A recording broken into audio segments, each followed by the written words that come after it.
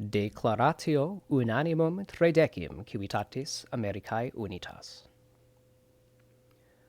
Cum in rerum humanarum cursu unus populus necesse sit de solvere vincula politica quae cum altero connexi erant, et assumere inter terrae potestates, separatam ad quaequam, cuius naturae leges et naturae Deus inscribat, ad hominum opiniones honestam observantiam requirit causas cur separationem impellentes declarent.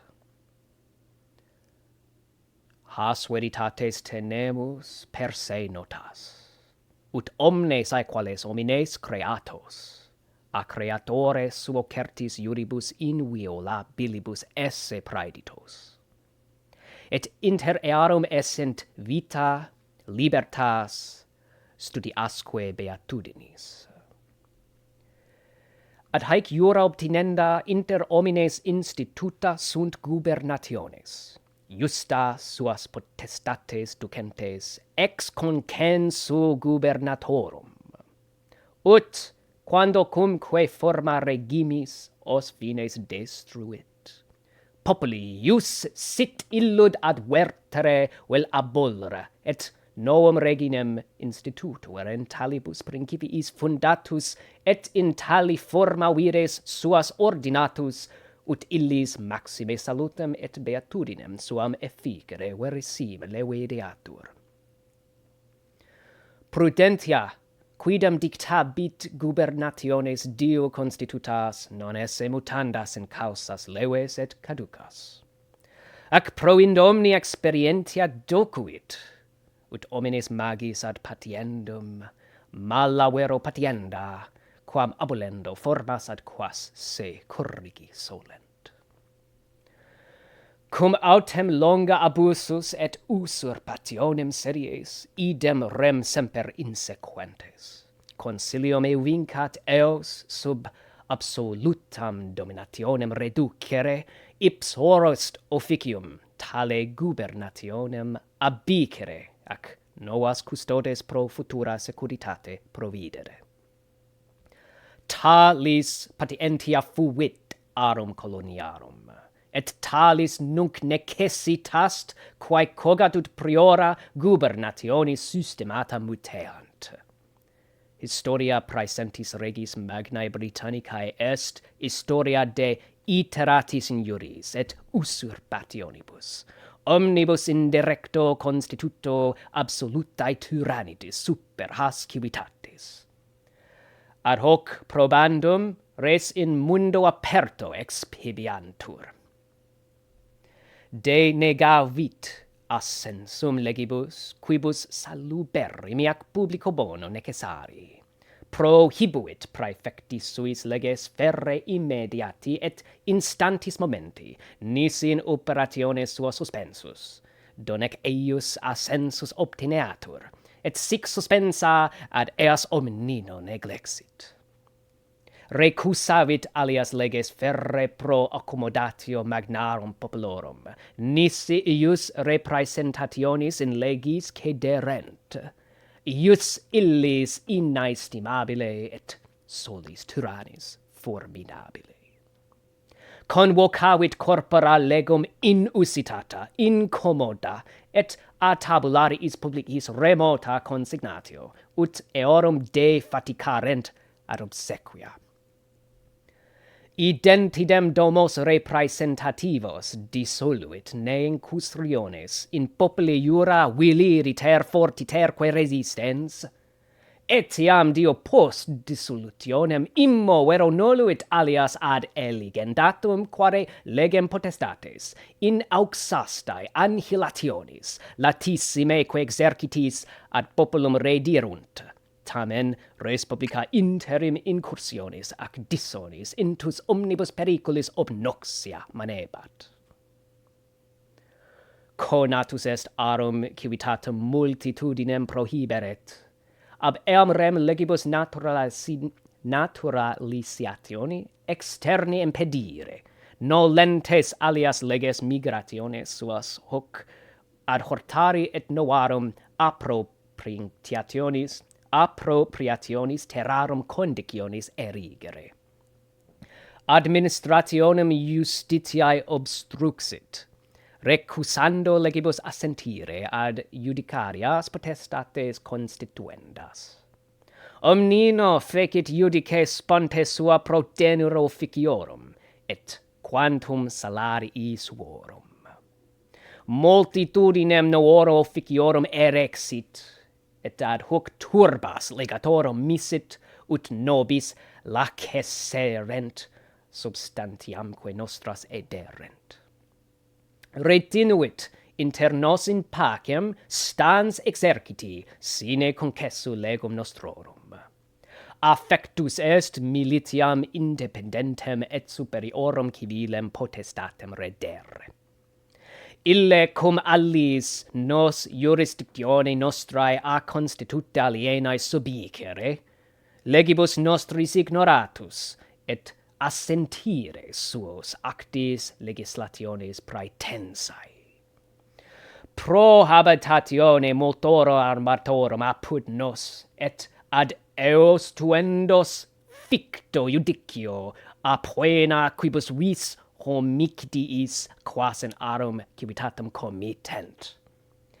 Et ad interclusum commercium nostrum cum omnibus mundi partibus, et imponendum nobis tributum sine concessu nostro, et in multis cassibus nos privare beneficiorum instantia periuratum, et ad traiecendum nos transmariad temptandum pro delictis fictis, et abrogandam rationem liberam legem Anglicarum in vincia provinciae, in ea arbitrarium imperium constituendum, eiusque limites amplificando ut simul exemplum et instrumentum idoneum redat ad eastem absolutas regulas in has colonias introducendas.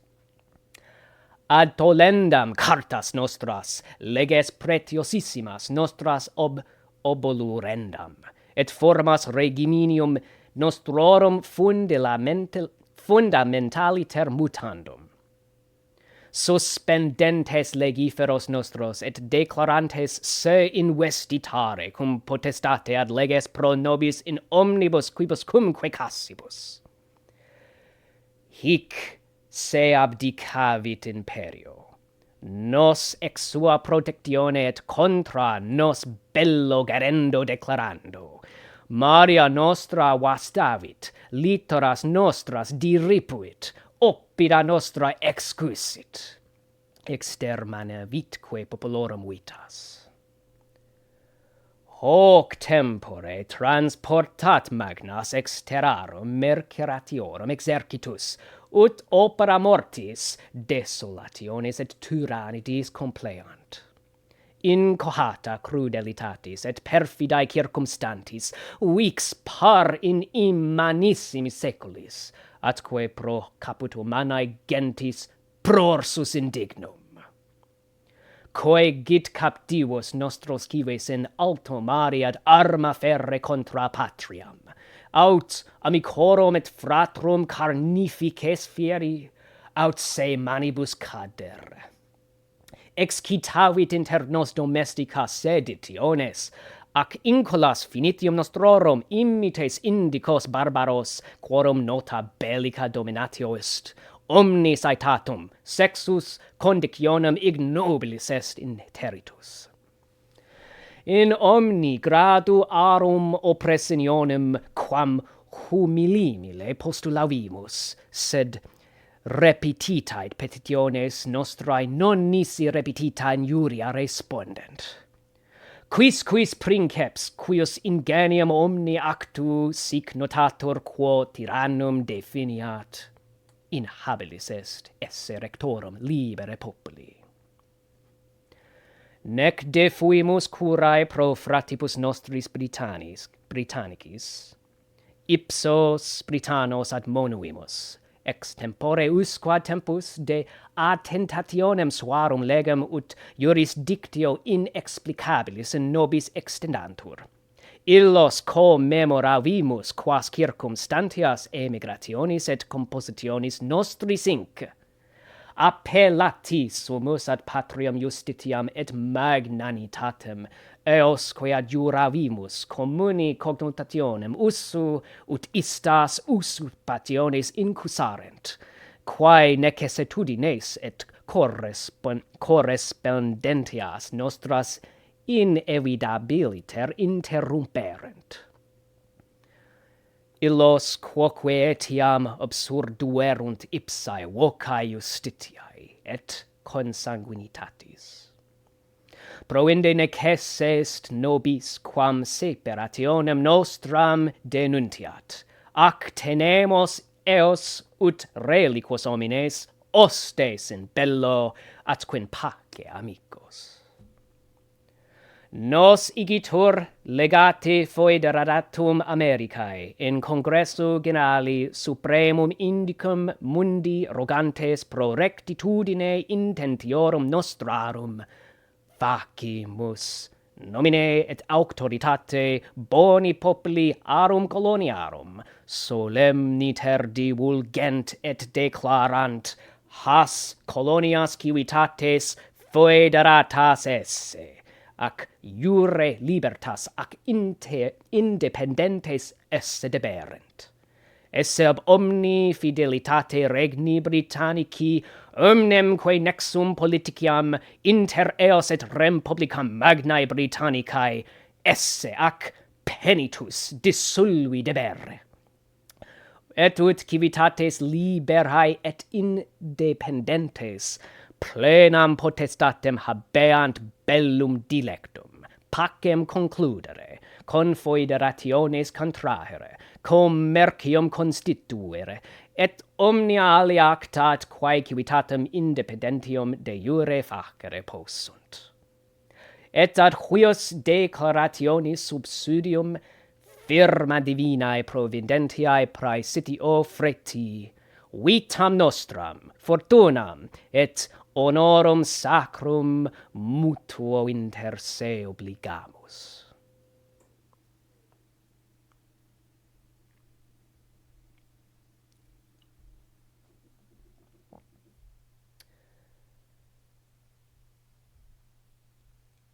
When, in the course of human events, it becomes necessary for one people to dissolve the political bands which have connected them with another, and to assume among the powers of the earth the separate and equal station to which the laws of nature and of nature's God entitle them, then a decent respect to the opinions of mankind requires that they should declare the causes which impel them to the separation. We hold these truths to be self-evident, that all men are created equal, that they are endowed by their Creator with certain unalienable rights, that among these are life, liberty, in the pursuit of happiness, that to secure these rights, governments are instituted among men, deriving their just powers from the consent of the governed, and that whenever any form of government becomes destructive of these ends, it is the right of the people to alter or to abolish it, and to institute new government, laying its foundation on such principles and organizing its powers in such a form as to them shall seem to be most likely to affect their general safety and happiness. Prudence, indeed, will dictate that governments long established shall not be changed for light and transient reasons. And accordingly, all experience hath shown that mankind are more disposed to suffer while evils are sufferable than to right themselves by abolishing the forms to which they are accustomed. But when a long train of abuses and usurpations, pursuing invariably the same object, evinces a design to reduce them under absolute despotism, it is their right, it is their duty to cast off such government and to provide new guards for their future security. Such has been the patient sufferance of these colonies, and such is now the necessity which constrains them to alter their former systems of government. The history of the present King of Great Britain is one of repeated injuries and usurpations, all having in direct object the establishment of an absolute tyranny over these states. To prove this, let facts be submitted to a candid world. He has refused his assent to laws, the most wholesome and necessary for the public good. He has forbidden his governors to pass laws of immediate and pressing importance, unless suspended in their operation till his assent should be obtained, and when so suspended, he has utterly neglected to attend to them. He has refused to pass other laws for the accommodation of large districts of people, unless those people would relinquish the right of representation in the legislature, a right inestimable to them, but formidable to tyrants only. He has called together legislative bodies at places unusual, uncomfortable, and distant from the depository of their public records, for the sole purpose of fatiguing them into compliance with his measures. He has dissolved representative houses repeatedly for opposing with manly firmness his invasions on the rights of their people. He has refused for a long time after such dissolutions to cause others to be elected, whereby the legislative powers, incapable of annihilation, have returned to the people at large for their exercise, the state remaining in the meantime exposed to all the dangers of invasion from without and convulsions within. He has endeavored to prevent the population of these states, for that purpose obstructing the laws for naturalization of foreigners, refusing to pass others to encourage their migrations hither, and raising the conditions of new appropriations of lands. He has obstructed the administration of justice by refusing his assent to laws for establishing judiciary powers. He has made judges dependent on his will alone for the tenure of their offices and the amount and payment of their salaries. He has erected a multitude of new offices, and sent hither swarms of officers to harass our people and eat out of their substance. He has kept among us in times of peace standing armies without the consent of our legislatures. He has affected to render the military independent of and superior to the civil power. He has combined with others to subject us to a jurisdiction foreign to our Constitution and unacknowledged by our laws, giving his assent to their acts of pretended legislation, for quartering large bodies of armed troops among us, for protecting them by a mock trial from punishment for any murders which they should commit on the inhabitants of these states, for cutting off our trade with all other parts of the world, for imposing taxes on us without our consent, for depriving us in many cases of the benefits of trial by jury, for transporting us beyond the seas to be tried for pretended offenses, for abolishing the free system of English laws in a neighboring province, establishing therein an arbitrary government, and enlarging its boundaries so as to render it at once an example and a fit instrument for introducing the same absolute rule into these colonies, for taking away our charters, abolishing our most valuable laws, and altering fundamentally the forms of our governments, for suspending our own legislatures and declaring themselves invested with power and to legislate for us in all cases whatsoever. He has abdicated government here by declaring us out of his protection and waging war against us. He has plundered our seas, ravaged our coasts, burnt our towns, and destroyed the lives of our people. He is at this time transporting large armies of foreign mercenaries to complete the works of death, desolation, and tyranny, already begun with circumstances of cruelty and perfidy scarcely paralleled in the most barbarous ages and totally unworthy the head of a civilized nation. He has constrained our fellow citizens, taken captive on the high seas to bear arms against their countrymen, to become the executioners of their friends and brethren, or else to fall themselves by their own hand. He has excited domestic insurrections amongst us, and has endeavored to bring on the inhabitants of our frontiers, the merciless savages, whose known rule of warfare is an undistinguished destruction of all ages, sexes, and conditions. In every stage of these oppressions, we have petitioned for redress in the most humble terms. yet our repeated petitions have been answered only by repeated injury. A prince whose character is thus marked by every act which may define a tyrant is unfit to be the ruler of a free people. Nor have we been wanting in attentions to our British brethren. We have warned them from time to time of attempts by their legislature to extend an unwarrantable jurisdiction over us. We have reminded them of the circumstances of our emigration and settlement here. We have appealed to their native justice and magnanimity. We have conjured them by the ties of our common kindred to disavow these usurpations, which would inevitably interrupt our connections and correspondence. They, too, have been deaf to the voice of justice and of consanguinity.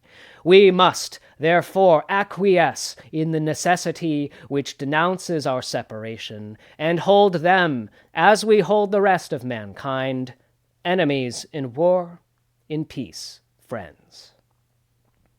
We, therefore, the representatives of the United States of America in General Congress, assembled, appealing to the Supreme Judge of the world for the rectitude of our intentions, do, in the name and by authority of the good people of these colonies, solemnly publish and declare that these united colonies are, and of right, ought to be free and independent states, that they are thus absolved from any allegiance to the British Crown, and that all political connection between them and the state of Great Britain is and ought to be totally dissolved, and that as free and independent states they have full power to levy war, conclude peace, contract alliances, establish commerce, and to do all other acts and things which independent states may of right do. And for the support of this declaration, with a firm reliance on the protection of divine providence, we mutually pledge to each other our lives, our fortunes, and our sacred honor. Entered into Congress on July 4th, 1776. Except they didn't write it in Latin. I made that part up. Gratias pro spectantibus. Sic semper.